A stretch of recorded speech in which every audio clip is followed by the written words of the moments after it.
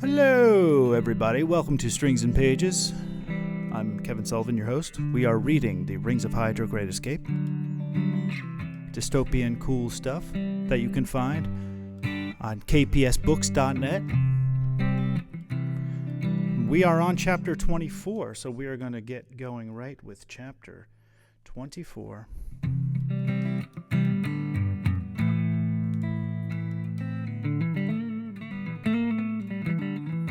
The Hagans were nearly 6 hours into their flight.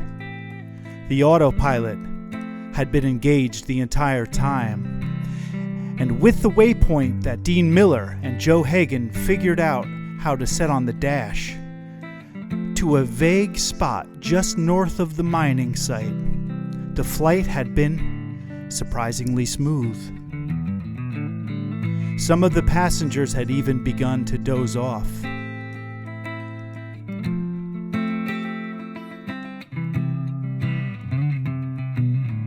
Suddenly, a voice came through the cockpit. Attention, Jet 212, 384. This is the Western Hydra Regional Flight Director. Please come back. Suddenly, David and Joe looked at each other, wide-eyed. Get in the back of the ship and lay low, David said. Try not to make noise. Pass that on quietly.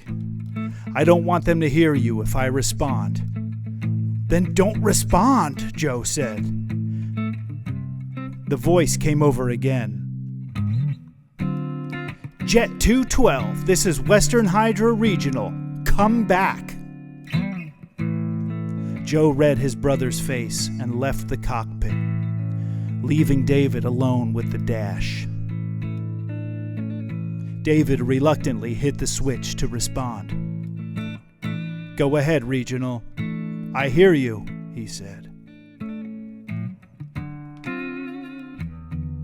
Yeah, I've got your blip positioned about 5 clicks off the Pacific coast.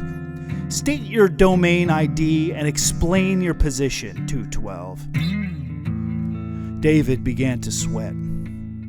Of course they would be able to track this ship. Why did I ever think otherwise? Getting off scot-free will be trickier than I anticipated. The voice came again.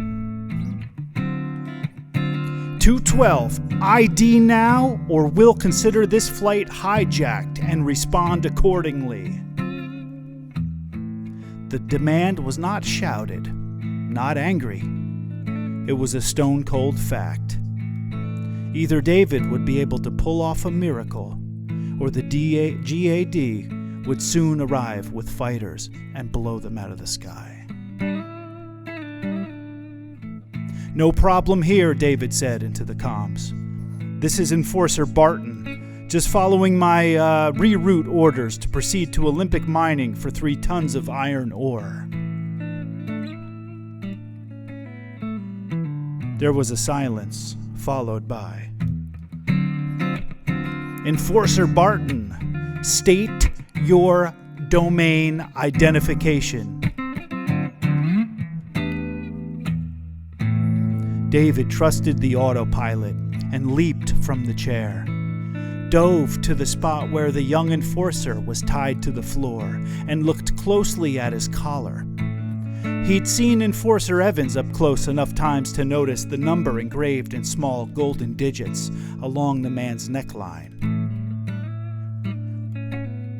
Having what he needed, he dove back to the dash, hit the switch, and said, Enforcer Barton, ID 691679. I apologize for the delay, dealing with an unusual number of birds around the ship.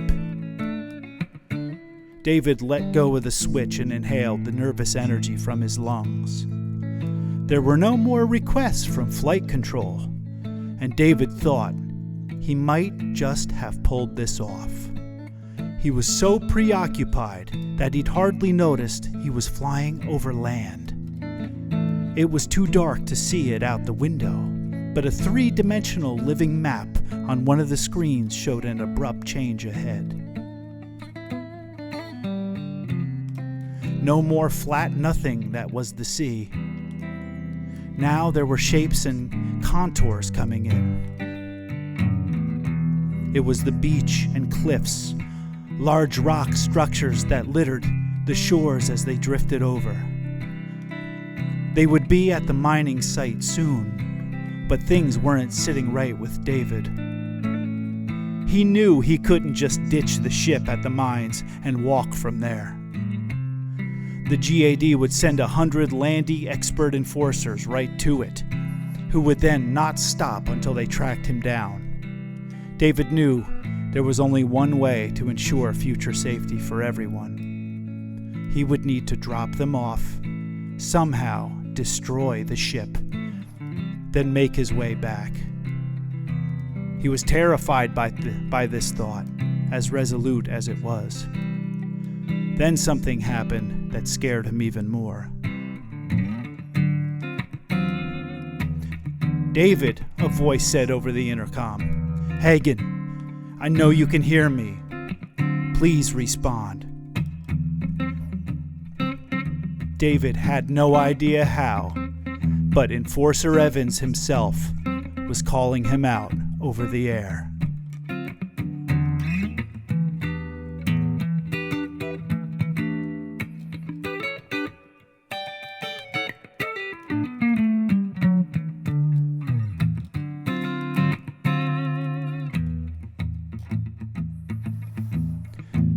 "Don't play games with me, David.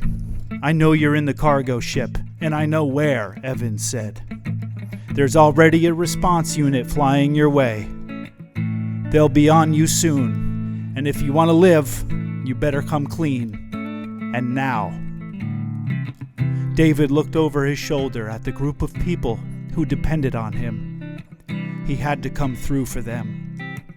He also knew the idea of a stealthy escape from the rings was out of the question at this point, at least for him.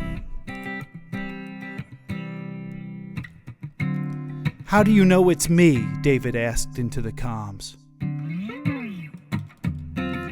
"David," Evans said, "you just stole a cargo jet from the district I work in, and I happened to be on duty when you did it.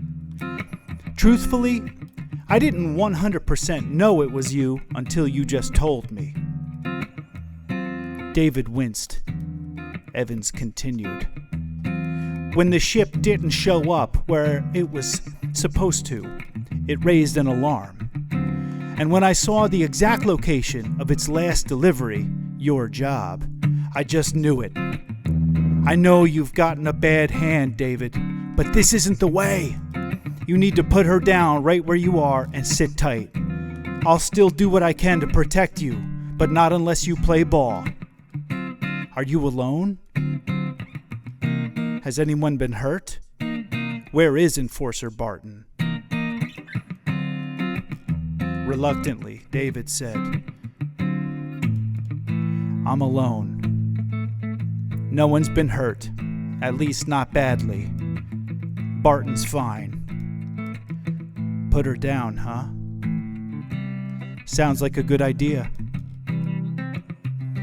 David turned off the comms and spun in his seat to see 22 pairs of wide eyes.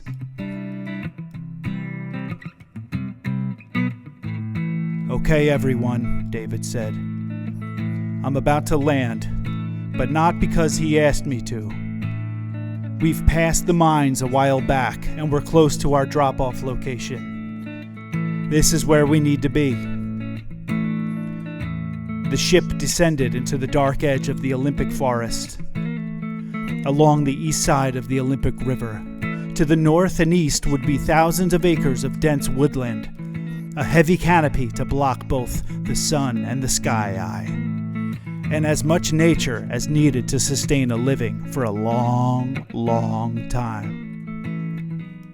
This was the spot to begin the last leg of the trip. The group couldn't stay silent any longer.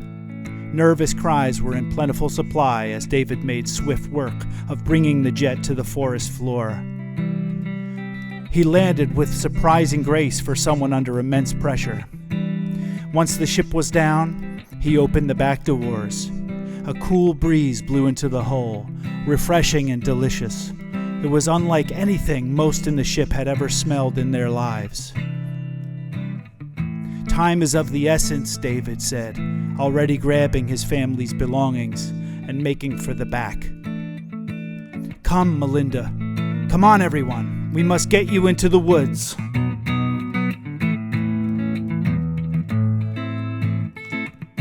"23 escapees were quickly off the vessel.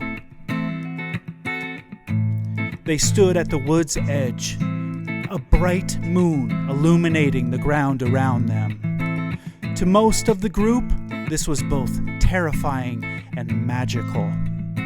They were standing on truly dry ground for the very first time in their lives.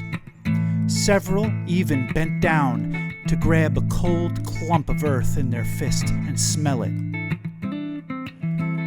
"There's so much to learn," David said. He took the rifle he'd taken from the jet's hull and passed it to Joe. "You'll want to have this for protection," he said. "Just an old bolt action. You know how that works?" "I'll figure it out," Joe said. "But don't you want to hold on to it?" "Wait, you're not coming with us?" "What are you talking about, David?" Melinda cried. "I'm not leaving you here."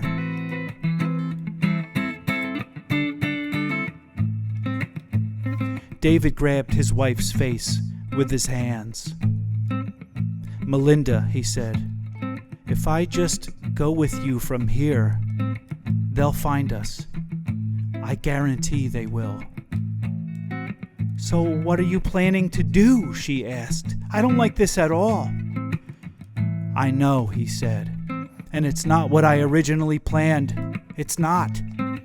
But we have to evolve to make this work. I'm getting back in the jet, and I'm going to move it from here to throw them off our trail.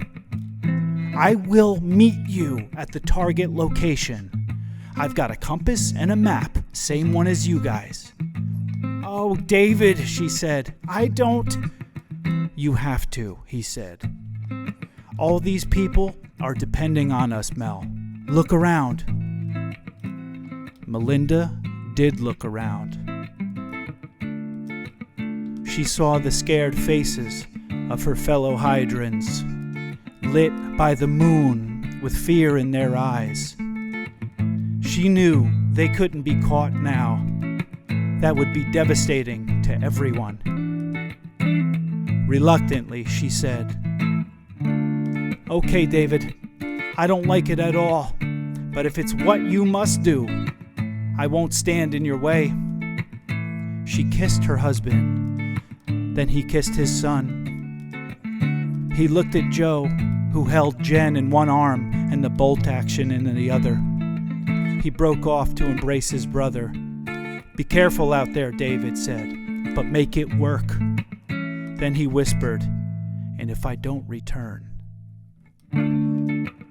"You don't have to say it," Joe said, nearly brought to tears.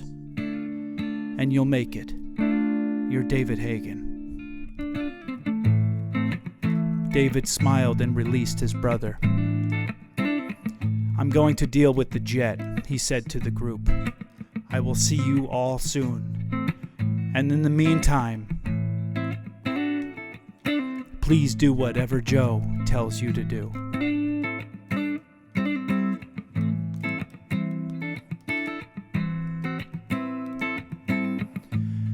That's the end of chapter 24, The Great Escape. Will David Hagen remain alive? Find out in chapter 25. I'll see you on the page.